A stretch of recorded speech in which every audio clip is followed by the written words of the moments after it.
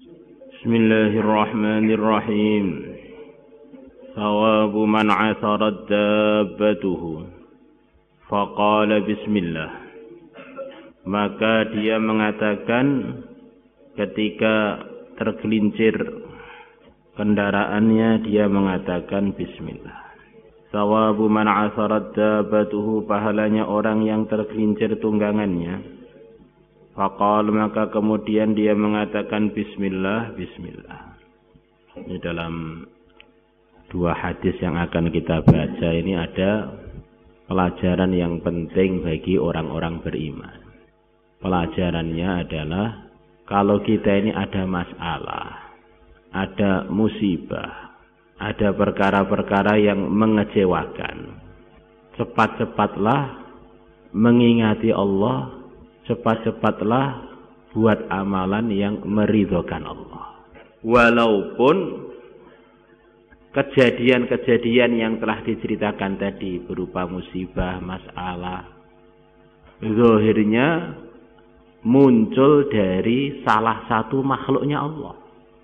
Dinafikanlah makhluk ketika kita menghadapi masalah. Lah termasuk makhluk itu diri kita. Bahkan diri kita pun kita nafikan. Bukan hanya orang lain yang perlu kita nafikan, diri kita pun kita nafikan. Maka Nabi mengajarkan satu kalimat kepada umat, yang Nabi mengatakan kalimat ini adalah kanzun min kunuzil jannah, satu gudang dari gudang-gudang surga. Yang diantara maksudnya, kalau orang pegang dengan kalimat ini, dia akan dapat anugerah Allah yang tidak terhingga yang telah disiapkan untuk dia di surga nanti, yaitu la haula wala quwwata illa billah. Tidak ada upaya, tidak ada kekuatan, upaya dari diri kita, dari orang lain, kekuatan dari kita, dari dirinya orang lain. Orang lain itu ya makhluk apa saja, manusia, toko kita, demit-demit, druwo, tuyul, kuntilanak, roro junggrang, roro kidul, itu enggak punya apa-apa illa billah, tanpa Allah. Maka kalau kita buat begitu itu Allah ridho, Allah akan selesaikan masalah kita. Bukan hanya Allah akan selesaikan masalah kita, makhluk-makhluk yang zahirnya sepertinya datang musibah, masalah dari mereka, akan dibuat oleh Allah tidak berkutik selepas kita begitu menghadapi mereka ingat kepada Allah. Maka dalam perjuangan Qadisiyah, Sa'ad bin Abi Waqqas, beliau mengatakan kepada pasukannya, hadapi musuh dengan ingat kepada Allah, nafikan diri kalian dan nafikan mereka. Saya akan takbir 4 kali, tirukan. Yang keempat, nafikan diri kalian dan nafikan musuh-musuh kalian. Katakanlah la haula wala quwwata illa billah. Maka Sa'ad bin Abi Waqqas takbir pertama, Allahu Akbar, persiapan. Maka pasukan siap. Pasukan yang beliau pimpin hanya 8 ribuan, menghadapi musuh yang jumlahnya lebih 200 ribu. Bahkan dalam sebagian riwayat 500 juta musuhnya. Takbir kedua, Allahu Akbar. Mulailah kalian maju menuju musuh kalian. Allahu Akbar yang ketiga, hunuslah senjata-senjata kalian. Takbir keempat, Allahu Akbar, rengseklah, gempurlah musuh-musuh kalian, disertai dengan membaca la haula wala quwwata illa billah. Maka dilaksanakan. Yang menghadapi musuh itu yang diingat Allah, Allahu Akbar, Allah yang maha besar. Selain Allah itu enggak ada, diadakan oleh Allah. Selain Allah itu kecil, tidak perlu ditawajuhi, bahkan tidak ada. 4 kali takbir, terakhir nafikan usaha kita, kekuatan kita, dan usaha musuh dan kekuatannya musuh. Maka Allah ridho dengan imannya dan sikapnya para sahabat dan para tabi'in yang di Qadisiyah. Langsung Allah datangkan angin puyuh. Kalau angin puyuh kurang besar, angin gajah. Angin yang gede banget datang. Ya. Angin gede banget datang sampai musuh-musuh Islam yang begitu banyak itu berterbangan di bawah angin. Ya, umat Islam melihat tinggal nangkapi musuh-musuhnya saja. Tinggal panen aja. La haula wala quwwata illa billah. Maka Abul Hasan Asyadzili rahimahullah, beliau mengatakan kurang lebihnya dalam kata-kata beliau yang dinukilkan dalam Jalbur Rizki kurang lebih. Di antaranya. Jadi kalau kamu ada masalah apa aja, kalau enggak ingat Allah, kamu ingat-ingat masalah tadi walaupun kecil nanti jadi panjang. Masalah kecil jadi panjang. Sebaliknya, walaupun masalah itu besar, kamu kalau menyelesaikannya dengan ingat Allah, yang besar itu jadi kecil, tidak sulit untuk menyelesaikannya. Ya, ini cerita bagaimana Nabi memberikan tarbiyah kepada seorang sahabat yang sedang jatuh dari kendaraannya. An Abi Tamimah Al-Hujaimi, diriwayatkan dari Abi Tamimah Al-Hujaimi, amman beliau ngeriwayatkan dari orang, karena yang orang tersebut radifan Nabi, diboncang oleh Nabi sallallahu alaihi wasallam. Di radifan Nabi itu maksudnya dibonceng di belakang Nabi ketika Nabi mengendarai kendaraan beliau. Orang tadi mengatakan, "Kuntu ridfahu." Aku adalah dibonceng Nabi ala himarin atas keledai. Fa'asaral himaru, maka keledai itu kepleset. Fakultu, maka aku mengatakan, ta'isa syaitan, syaitan celaka, atau syaitan kurang asem, kurang ajar.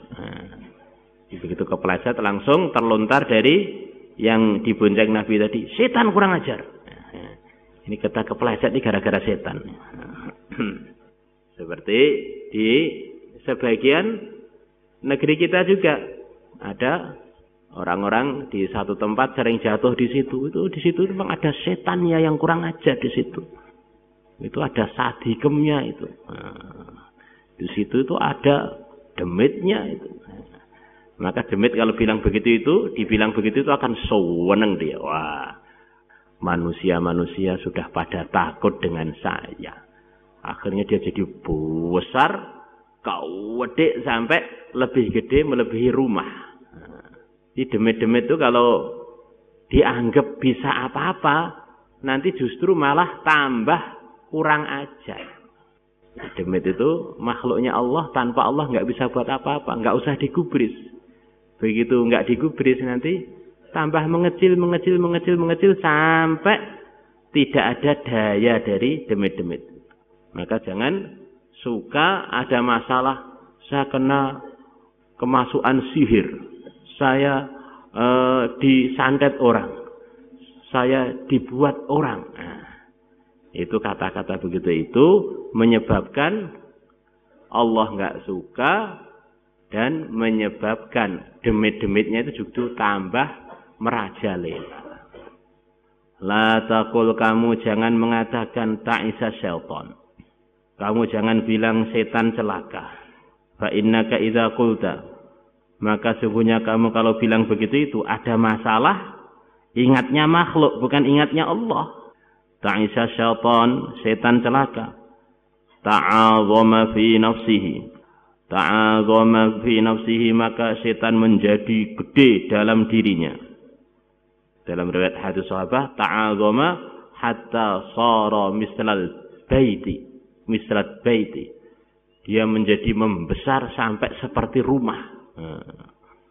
Setannya itu melepuh, kau wadi jadi seneng. Bikuwati. Ya, kamu kepleset sebab kekuatanku. Waqal, dan setan mengatakan, kalau kamu begitu kepleset kok yang kamu caci setan. Sorok tuhu, aku telah menjatuhkan dia bikuwati dengan kekuatanku. Wa idza qulta bismillah, dan kalau kamu ketika kepleset bilang bismillah. Ketika kepleset ingat Allah. Ketika kepleset nafikan makhluk, ada masalah ingat Allah. Tasagharat ilaihi nafsuhu, maka menjadi mengecil kepada setan nafsu dirinya setan. Hatta yakuna asghara min dzubabin, sehingga setan mengecil sehingga menjadi lebih kecil melebihi lalat. Kecil-kecil sampai akhirnya seperti lalat, enggak berdaya. Itu adalah cara menghadapi masalah itu begitu itu. Menghadapi masalah kok ingatnya makhluk lagi. Allah enggak suka, malah akhirnya masalah yang kecil jadi besar. Nah, kalau masalahnya besar, ya menjadi kita tidak berkutik untuk menghadapinya. Rawahu Ahmad bi isnadin sahih wal Hakim wa qala sahihul isnad. Wa an Abil Malih an abihi radhiyallahu qala, kuntu adalah aku radifan Nabi, dibonceng Nabi sallallahu alaihi wasallam. Fa'athara ba'iruna, maka unta kami kepleset. Fakultu, maka aku bilang ta'isa syaitan.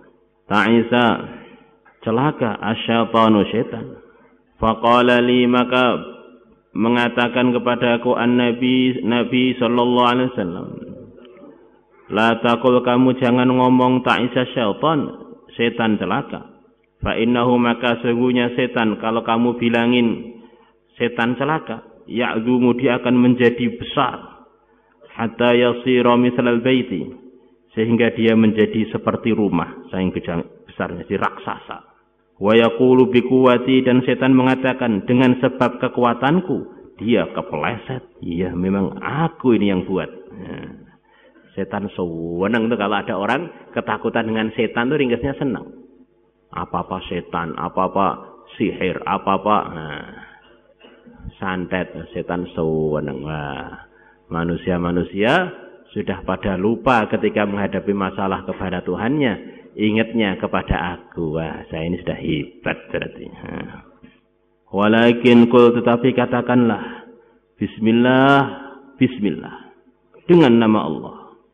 Fa innahu, maka sesungguhnya setan ketika kamu kena masalah kepleset dan lain sebagainya, kamu bilang bismillah, yasgharu, setan akan mengecil, hatta yasira mithla dzubab, sehingga setan menjadi seperti lalat.